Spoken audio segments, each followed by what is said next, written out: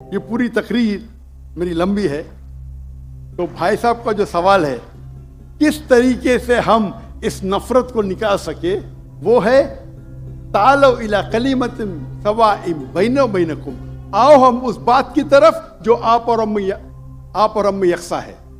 اور میں ایک سٹیپ آگے جاتا ہوں، اس آیت کو میں مسلمانوں پہ بھی استعمال کرتا ہوں۔ ہم مسلمان بھی الگ فرقے میں بٹے ہوئے،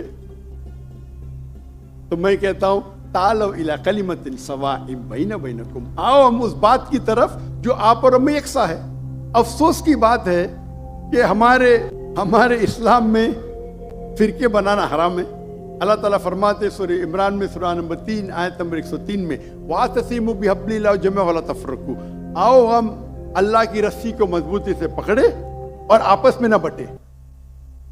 ہمارے وہاں دیگر فرقے ہیں، دیگر مذاہب ہے، اور جو 4 اہم مذہب ہے جس کے بانی ہے ابو حنیفہ،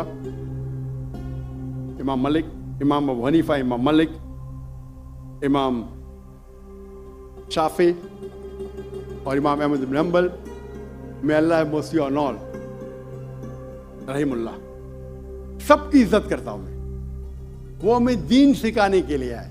لیکن اگر آپس میں کچھ اختلاف ہے تھوڑا سا، اس اختلاف کی وجہ سے ہم آپس میں جھگڑا نہیں کرنا چاہیے، یا کوئی دیگر آرگنائزیشن ہے۔ اسی لیے آپ پڑھیں گے قرآن میں لکھا ہے قال اننی من المسلمین۔ اگر کوئی پوچھتے آپ کون ہے، آپ کو کہنا چاہیے میں ہوں مسلم، قال اننی من المسلمین۔